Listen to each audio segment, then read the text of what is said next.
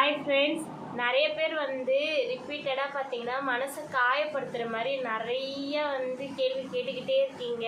எனக்கும் நான் சில விஷயத்தை கண்ட்ரோல் பண்ணி வச்சுருக்கேன் ஃப்ரெண்ட்ஸ். நான் சிரித்தாலே பிடிக்க மாட்டுதுன்னு நினைக்கிறேன். எப்பயுமே நான் அழுகணும் அப்படின்றீங்க.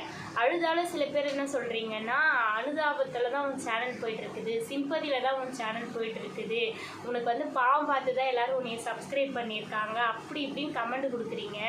எங்கள் அக்காவுக்கு நான் துரோகம் பண்ணிட்டேன்னு ரிப்பீட்டடாக கமெண்ட் கொடுக்குறீங்க. என் அக்கா வாழ்க்கை ஸ்பாயில் ஆயிடுச்சு ரிப்பீட்டடாக கொடுக்குறீங்க. நான் சொல்ல வர்றதை யாருமே புரிஞ்சுக்கவே இல்லை ஃப்ரெண்ட்ஸ். தப்பான வழியில் தப்பான வாழ்க்கையை நீங்கள் சூஸ் பண்ணிட்டீங்கன்னா என்ன மாதிரி கஷ்டப்படுவீங்க. எங்கள் அக்கா கஷ்டப்படலை, புரியுதுங்களா? நான் தான் அதிகமாக வேதனை கஷ்டப்பட்டுட்ருக்கேன், எல்லாருக்கும் அசிங்கப்பட்டுட்ருக்கேன். இதை தான் எல்லா வீடியோலையும் நான் என்னென்னா என் வாழ்க்கையில் கஷ்டத்தை நான் கடந்து வந்தேன், இந்த வாழ்க்கையை விட்டு போக நினச்ச போதும் எனக்கு போக வழி இல்லை, திரும்ப நான் இதுக்குள்ளே தான் வந்தேன், இன்னிமே என்னால் போக முடியாது, எனக்கு 2 குழந்தை ஆகிடுச்சு, அந்த குழந்தைங்கள வளர்க்கணும், அதுக்காக நான் போராடிட்டுருக்கேன் அப்படின்னு சொன்னேன். சோஷியல் மீடியாவில் தான் சம்பாரித்து என் லைஃப்பை மேலே கொண்டு வரணும்னு கிடையாது ஃப்ரெண்ட்ஸ். நான் ஒரு நல்ல எஜுகேட்டர், 7 வருஷம் ஒர்க் பண்ணியிருக்கேன் இன்ஜினியராக.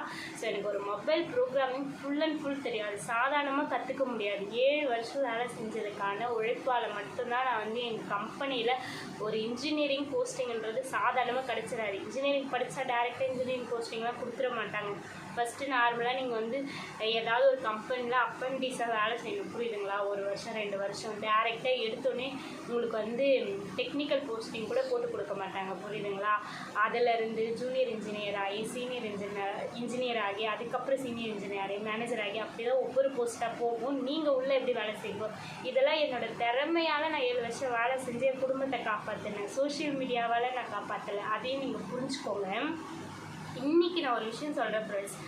நானும் எங்கள் அக்காவும் தனித்தனியாக வளர்ந்தோம். இது எத்தனை பேருக்கு தெரியும்னு தெரில, நான் இதை சொல்லலை, புரியுதுங்களா?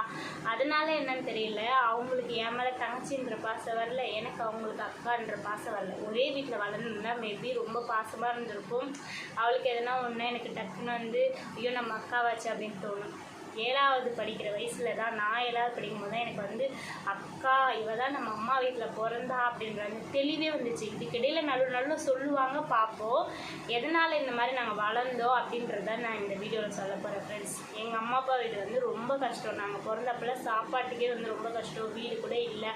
அந்த மாதிரிலாம் எங்கள் அப்பா பார்த்திங்கன்னா இந்த சாக்கடை தண்ணிலாம் போகும் பார்த்திங்களா, அந்த மாதிரி பைப்லலாம் படுத்து வேலைக்கு போய் எங்களுக்காக சாப்பாடு ரேஷன் அரிசி தான் சாப்பிட முடியும். அதுக்கே எங்களால் சம்பாதிச்சு நார்மலாக காய்கறி மிளகாத்தூள் அது மாதிரி தான் வாங்கணும் ஃப்ரெண்ட்ஸ். அதுவே வாங்க முடியாத சூழ்நிலையில் எங்கள் அப்பா வளர்த்தாரு. அதனால் எங்கள் அம்மாவோட அம்மா இருக்காங்க பார்த்தீங்களா, எங்கள் பாட்டி, அவங்க வீட்டில் எங்கள் அக்காவை விட்டுட்டு எங்கள் அம்மா வர்த்தி கம்பெனிக்கு வேலைக்கு போகிறதுக்காக எங்கள் அண்ணனை கூப்பிட்டு வந்தாங்க. அப்போ நான் பிறக்கவே இல்லை. எங்கள் அக்கா பிறந்தப்பெல்லாம் நான் பிறக்கேன். எங்கள் அக்காவுக்கு எனக்கு 8 வருஷம் டிஃப்ரென்ஸ் ஃப்ரெண்ட்ஸ். அவங்க பாட்டி வீட்டில் விட்டாங்க. ஃபுல் அண்ட் ஃபுல் பாட்டி ஹோட்டல் வச்சுருந்தாங்க, சின்னதாக பொட்டி கடை வச்சுருந்தாங்க. அதனால் நல்லா பார்த்துக்கிட்டாங்க அக்காவை, ரொம்பவே சூப்பராக பார்த்துட்டாங்க, நல்லா வளர்த்தாங்க. எப்பயாவது லீவ் கிடைக்கும்போது தான் அம்மா பார்ப்பாங்க, புரியுதுங்களா? அப்படி இருக்கும்போது எங்கள் அண்ணனுக்கு எங்கள் அண்ணன் என்னை விட 3 வருஷம் பெரியவன். அவன் பிறந்து சின்ன பிள்ளையாக இருக்கும்போதே மெட்ராஸ் கூப்பிட்டு வந்துட்டாங்க. அதுக்கப்புறமா தான் நான் பிறக்கிறேனே. நான் பிறந்தும் ஒரு 3 வயசு வரைக்கும் நான் அங்கே தான் இருக்கேன். 5 வயசு வரைக்குமே நமக்கு சரியாக கருத்து தெரியாது, சரிங்களா? அதுக்கப்புறம் 1வது திரும்பவும் எங்கள் பாட்டிலாம் இருக்காங்க பார்த்தீங்களா, அந்த ஊருக்கே வந்தாச்சு. வந்துட்ட உடனே என்னை ஸ்கூலில் சேர்க்குறாங்க, எங்கள் அண்ணனையும் சேர்க்குறாங்க ஸ்கூலில், எங்கள் அக்காவையும் அதே ஸ்கூலில் சேர்க்குறாங்க. ஆனால் எங்கள் வீட்டிலேருந்து எங்கள் அக்கா படிக்கல. எங்கள் பாட்டி வீட்டிலேருந்து எங்கள் பாட்டியே எங்கள் சித்தி இருக்காங்க, எங்கள் அம்மாவோடைய லாஸ்ட்டு தங்கச்சி சைக்கிளே மென்ஷன் ஸ்கூலில் விட்டுருவாங்க, திரும்ப கூப்பிட்டு போயிடுவாங்க. நாங்கள் ஒரே ஒரு ரூம் தான், அந்த ரூமில் தங்க வைக்க முடியாது அப்படின்றதுக்காகவும் பொருளாதாரம் பத்தலை, புரியுதுங்களா? 3 குழந்தைங்களுக்கு சாப்பாடு போடுற அளவுக்குலாம் அம்மா அப்பா சம்பாதிக்கல. அப்போ வாடகையும் கட்டணும், சாப்பாடும் பார்க்கணும் அப்படின்ட்டு ரொம்ப கஷ்டமான ஒரு விஷயமா இருந்துச்சு. எங்கள் அம்மா அப்பா எங்கள் அம்மா இன்னொன்று என்னென்னா, அவங்க கூட பிறந்த எல்லாரையும் எங்கள் அம்மா தான் ஃப்ரெண்ட்ஸ் பார்த்துக்கிட்டாங்களே, வேலைக்கெல்லாம் போயிட்டு எங்களையும் பார்த்துக்கணும், கூட இருக்கவங்களையும் பார்த்துக்கணும், தம்பி தங்கச்சிகளோ. இதெல்லாம் பண்ணும்போது சுத்தமாக காசு பத்தலை. இதுதான் மெயின் ரீசன் எங்கள் பாட்டி வீட்டில் எங்கள் அக்கா விட்டதுக்கு. எங்கள் பாட்டி நல்லா சூப்பராக வளர்த்துறாங்க. அப்படியே போய் வர்றதுக்கு டெய்லி அக்கா போகிறா வர அப்படி ஸ்கூல் விட்டு போகிறா வரா அப்படி காட்டுவாங்களே தவிர, ஏன்னா கிராமம் பக்கத்து கிராமம்னா சைக்கிளே போயிடுவாங்க, நமக்கு நின்று பேச கூட டைம் இருக்காது. அதுக்கப்புறம் எங்கள் அக்கா கொஞ்சம் நல்லா பெரிய பிள்ளையா ஆகிற வயசில், நான் 7வது படிக்கிறேன், அவள் ஏஜ் அட்டெல்லாம் பண்ண உடனே ஃபங்க்ஷன்லாம் வைக்கணும்னு சொல்லிட்டு அதுக்கப்புறம் எங்கள் வீட்டிலே கூப்பிட்டு வந்துட்டாங்க. அந்த வயசில் தான் அக்கா எங்கள் அம்மா வீட்டில் பிறந்தவ அப்படி சொல்லி ஒரு புரிதல் வந்துச்சு. அந்த புரிதல் வர அந்த ஏஜ்லேயே ஒரு வருஷத்தில் பார்த்திங்கன்னா இந்த வீட்டில் நிச்சயதார்த்தம் அது இதுன்னு பேசி கல்யாண பேச்செல்லாம் எடுக்க ஆரம்பிச்சிட்டாங்க. ஸோ அது ஓரளவுக்கு அதே எப்படி சொல்கிறது, ஒரு மாதிரி ப்ராப்ளமாக போகவே அப்பையும் வந்து சண்டை சச்சரவுன்ற உறவே வந்துருச்சு. புரியுதுங்களா? என்னடா நம்ம ஆசைப்பட்டோம், வீட்டில் நம்ம கல்யாணம் பண்ணி கொடுக்குறேன்னாங்க, திடீர்னு அவங்க பண்ணிக்கிறேன்ட்டாங்களேன்னு ஒரு சண்டையிலே போயிடுச்சு, ஒரு அன்பே வரவே இல்லை. ஸ்கூல் போயிட்டு வரும்போது கூட எங்கள் அண்ணன் என்ன சொன்னான்னா, நம்ம 2 பேரும் இந்த பக்கமாக போகலாம், ஓரமாக போகலாம், அவங்க அக்கா தான், ஆனால் அவங்க கூடலாம் நீ போவாத பேசாத அப்படின்னு சின்ன வயசில் சொல்லுவான், விளையாட்டாக சொல்லுவான். அதெல்லாம் நான் இப்போ யோசிச்சு பார்க்குறேன் ஃப்ரெண்ட்ஸ். நம்ம ஒரே வீட்டிலே ஜாலியாக அக்கா தங்கச்சி அப்படின்னு ஒரு அன்போடு வளர்ந்துருந்தா அவளுக்கும் வந்து நம்ம தங்கச்சியை காதலிச்சவங்களை போய் நம்ம கல்யாணம் பண்ணிக்கிறோமே அப்படின்னு ஒரு எண்ணம் வந்திருக்காது. எனக்குமே வந்து என்னதான் நம்ம காதலிச்சாலும் நம்ம வீட்டுக்கார அவங்கள கல்யாணம் பண்ணிக்கிட்டாரே, நம்ம மாமா நம்ம விட்டுடணும், நம்ம அக்கா நல்லா இருக்கணும், நம்ம வந்து போகக்கூடாது இந்த லைஃப்குள்ளே அப்படின்னு எனக்கும் தோணியிருக்காது. 2 பேருக்குமே வந்து அந்த முடிவு எடுக்கிறதுக்கு காரணமே நாங்கள் பிரிஞ்சு வாழ்ந்தது தான், வேறு எதுவுமே கிடையாது அப்படின்னு நான் நினச்சி யோசித்து பார்த்துருக்கேன். அதே போல் துரோகம் பண்ணிவிட்டு ரிப்பீட்டடாக கமெண்ட் கொடுக்குறீங்க. அப்போ அவங்க பண்ணவே இல்லையா ஃப்ரெண்ட்ஸ்? தாலி கயிறு ஏறிச்சுன்னா எல்லாமே முடிஞ்சிச்சிங்களா? யோசிச்சு பாருங்கள். அது அந்த ஒன்று சிந்திச்சு பாருங்கள். இன்னொன்று ஓகே, தாலி கயிறு ஏறியாச்சு, நம்ம மதிக்கிறோம், நம்ம கலாச்சாரத்தை எல்லாமே பண்ணுறோம். நான் என்ன சொல்கிறேன்னா, இந்த லைஃப்குள்ளே நான் வந்தோடனே நான் போகிறேன்ட்டல, என்னை விட்டுருக்கணும்ல, திரும்ப கூட்டின்னு வந்துருக்கக்கூடாது. கூட்டின்னு வந்தது அக்கா தான். அதே போல் வேறு யார் வீட்லையோ இருந்து நம்ம வந்து இந்த லைஃப் வந்து ஸ்டார்ட் பண்ணியிருந்தோன்னு வச்சுக்கோங்களேன், கண்டிப்பாக யாராவது ஒருத்தர் தான் வாழ்ந்துருப்போம், ஒருத்தர் வெளியே போயிட்டுருப்போம். அக்கா தங்கச்சி அப்படின்றதால, ஒரே ரத்த பாசம் அப்படின்றதால தான் அவளுக்கும் என்னென்னா நம்ம தங்கச்சி ஆசைப்பட்ட லைஃப்குள்ளே நம்ம வந்தது நம்ம தப்புன்னு அவள் உணர்றான். அதனால் அவள் விட்டு கொடுத்து போகிறான். நானும் எதுக்காக விட்டு கொடுத்து போகிறேன்னா, என்னதான் காதல் கன்றாவி பண்ணியிருந்தாலும் அக்காவை கல்யாணம் பண்ணாங்கன்னு தெரிஞ்சதுக்கப்புறம் நான் ஒதுங்கி போயிருக்கணும். நான் போகலையே, நான் இந்த லைஃப்குள்ளே வந்தது என்னோட தப்பு தானே. அதனால் நம்ம அவள் என்ன திட்டினாலும் பரவாயில்ல, அவள் என்ன கொடுமை நம்ம படுத்தினாலும் பரவாயில்ல, அனுசரித்து போட்டு நான் வாழ்ந்துட்டுருக்கேன். இது எதுக்கு நான் சோஷியல் மீடியாவில் சொன்னேன், இந்த மாதிரி நீங்கள் அறியாத வயசில் தப்பான முடிவை எடுத்தீங்கன்னா, என் லைஃபோடைய கதையை மட்டும்தான் நான் சொல்லின்னு வரேன். எங்கள் அக்கா வாழ்க்கைக்கு நிறைய கஷ்டம் இருக்குது, சந்தோஷம் இருக்குது, அதை எதுவுமே நான் ஷேர் பண்ணுறதில்ல.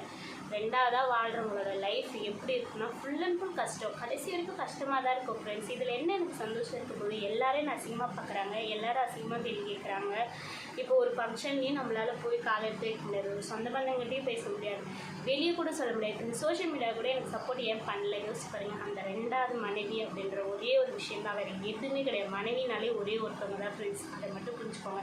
2வது 3வது 4வது வரவங்களாம் மனைவியே கிடையாது. அது தெரிஞ்சு நான் வாழ்கிறேன்னா அப்போ எவ்வளோ எனக்கு மன அழுத்தம் இருக்கும், எவ்வளோ வேதனை கஷ்டம் என் மனசுக்குள்ளே இருக்கும். ரொம்ப சீன் போடுறேன் என்ன பெருசாக நான் சீன் போடுறேன். இவ்வளோ நாள் வரைக்கும் நைட்டியோட வீடியோ போடுவேன், இப்போலாம் சுடிதார் போட்டுட்ருக்கேன். நைட்டியோடு போடக்கூடாதுன்னு என் மனசே தோணுது ஃப்ரெண்ட்ஸ். அதனால வீடியோ லேட்டாக பண்ணால் கூட பரவாயில்ல, நம்ம வந்து சுடிதார் எடுத்து போடணுன்ற பெருசாக என்ன மேக்கப் பெருசாக பண்ணிட்டேன். ரீல்ஸ் பண்ணுறதுக்காக கண்ணில் மை போடுவேன், லிப்ஸ்டிக் போடுவேன், அதெல்லாம் பெண்களுக்காக தயாரிக்கப்படுது தானே, வேறு எதுக்கு அதை தயாரிக்கிறாங்க யோசிச்சு பாருங்கள். இந்த கம்மல் புதுசாக 30 ரூபா கொடுத்து வாங்கியிருக்கேன். எங்கள் அம்மா ஒரு காரிங் செயின் கொடுத்துருக்காங்க ஃப்ரெண்ட்ஸ். வேறு என்ன பெருசாக மேக்கப் போட்டுட்ருக்கேன், மேக்கப் போடுறேன், சீன் போடுறேன், அனுதாபத்தில் தான் உங்கள் சேனல் ஓடிட்டுருக்கு. எக்கச்சக்கமாக பெண்கள் தான் அனுப்புகிறாங்க இந்த கமெண்ட்ஸை. உண்மையாக சொல்கிறேன், பாய்ஸ் கூட எனக்கு நல்லா கமெண்ட் கொடுக்குறாங்க. தங்கச்சிம்மா நீ தப்பு உணர்ந்துட்டடா, நீ நல்லா வருவ, குழந்தைங்களுக்காக நீ போராடுற, நல்லா இருப்பேன்னு அழகாக அனுப்புகிறாங்க. பெரிய வயசில் இருக்க அம்மாங்களும் நல்லா அனுப்புகிறாங்க. என் வயசில் இருக்க பொண்ணுங்க மட்டும்தான் இந்த மாதிரி கமெண்ட் கொடுக்குறீங்களே. உங்களுக்கு வாழ்க்கை என்னைய மாதிரி அமைஞ்சிச்சுன்னா அந்த வழி தெரியும். நீங்கள் என்னைய மாதிரி ஒரு வாழ்க்கையில் மாட்டிக்கக்கூடாதுன்னு தான் நான் போராடி இதெல்லாம் சொல்லிகிட்டு இருக்கேன், சரிங்களா? அதை ஃபஸ்ட்டு புரிஞ்சுக்கோங்க. அது புரிஞ்சுக்க தெரியலன்னா கமெண்ட்டே கொடுக்காதீங்க. அப்பாவி முகம்னு சொல்லிட்டு இருக்கீங்க எல்லாருமே. அப்பாவி முகம் இல்லை ஃப்ரெண்ட்ஸ், என் வாழ்க்கை அப்பாவே ஆயிடுச்சு. அது உங்களுக்கு புரியுது, அதனால தான் நீங்கள் அப்படி கமெண்ட் கொடுக்குறீங்க, வேறு ஒன்றுமே கிடையாது. அக்கா வாழ்க்கை கெட்டுச்சுன்றீங்க, அக்கா வாழ்க்கை கெடலை, என் வாழ்க்கை தான் கெட்டு போயிருக்கு. அதை யோசிச்சு பாருங்கள். எந்த ஒரு ஒரு இடத்துலையுமே தலை நிமிர்ந்து பேச முடியாது. தலை குனிஞ்சு தான் பேசணும். எல்லா இடத்தையும் அசிங்கம் பண்ணணும். என் பிள்ளைங்க நாளைக்கு அசிங்கம் படக்கூடாது. அவளுக்கு அசிங்கமான வாழ்க்கையில் போனாலும், அது தப்பான வாழ்க்கையில் போனாலும் பிள்ளைங்களை நல்லா வளர்த்துருக்கு பாருன்ற பேர் வரணும். அதுக்காக மட்டும்தான் நான் போராடிட்டு இருக்கேன். எனக்காக நான் போராடலை. நான் வந்து பல வேஷம் போடுறேன்னா எப்படியாவது சேனலை மேலே கொண்டு வந்து நல்லா சம்பாரித்து பிள்ளைங்களை காப்பாற்ற மாட்டோமா? இன்றைக்கி என்னால் வேலைக்கு போக முடியல. வேலைக்கு போய் நான் சம்பாதிக்க தான் போகிறேன். அப்பயுமே நான் சேனல் நடத்துவேன் ஃப்ரெண்ட்ஸ் ஒரு சைடு. ஏன்னா யூடியூப்பில் எவ்வளோ பேர் நல்ல நிலைமைக்குலாம் வந்துருக்காங்க, புரியுதுங்களா? அந்த மாதிரி ஒரு நாள் மக்கள் எனக்கு ஆதரவு கொடுப்பாங்கன்னு நான் நினைக்கிறேன். உங்கள் கமெண்ட்டை கண்டெல்லாம் நான் ஓட மாட்டேன். நான் பதில் கண்டிப்பாக கொடுப்பேன். ஏன்னா என் பக்கம் நான் நம்புகிறேன். நான் வந்து எல்லா தப்பையும் உணர்ந்துட்டேன். கடவுளை மன்னிச்சிட்டாருன்னே நான் நம்புகிறேன் ஃப்ரெண்ட்ஸ். நீங்கள் மன்னிக்கிறது மன்னிக்காது உங்களோட விருப்பம்.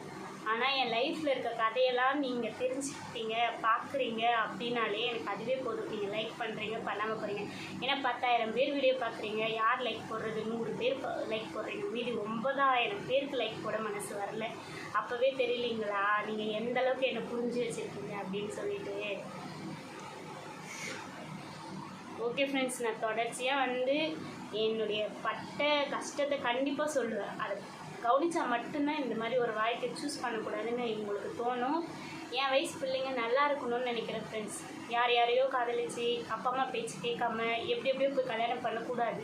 அப்பா அம்மா பேச்சு கேட்டு நல்ல வாழ்க்கை எல்லோரும் வாழணும். வாழ்க்கைன்றது ஒரு முறை தான், புரியுதுங்களா? இன்றைக்கி நான் உட்காந்து ஏங்குறேன், எனக்குன்னு ஒரு வீட்டுக்காரர் இல்லையே, என் பிள்ளைங்களுக்குன்னு ஒரு அப்பா இல்லையே, நான் ஏங்குறேன்ல. அந்த மாதிரி நீங்கள் ஏங்கக்கூடாதுன்னு நான் நினைக்கிறேன். இப்போ காசு இல்லைனா கூட பரவாயில்ல ஃப்ரெண்ட்ஸ், வீடு இல்லைனா கூட பரவாயில்ல, எதுவுமே இல்லைனா கூட பரவாயில்ல. நம்ம எல்லாமே வந்து நம்ம போராடி வேலைக்கு போய் எல்லாமே சம்பாதிச்சுக்கலாம். ஹஸ்பண்டே ஒரு நாள் வீட்டுக்கு வரல, நீ தனியாக வாழ்கிறன்னா அதுக்கு பேர் என்ன வாழ்க்கை? அது எப்படி இருக்கும் அந்த வாழ்க்கை? அந்த வேதனையெல்லாம் நான் தினமும் அனுபவிச்சுருக்கேன், சரிங்களா?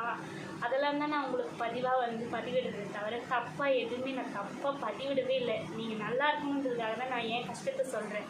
இந்த கஷ்டத்தெல்லாம் பார்க்கும்போது உங்களுக்கு வலிக்குது இல்லை? இந்த மாதிரி நம்ம போய் மாட்டிக்கூடாதுன்னு யோசிப்பீங்களே யாராவது? அதை மட்டும் தயவு செஞ்சு கமெண்ட்டில் கொடுத்துட்டு போங்க. அதை விட்டு தேவையில்லாத கமெண்ட் எல்லாம் தயவு செஞ்சு கொடுக்காதீங்க.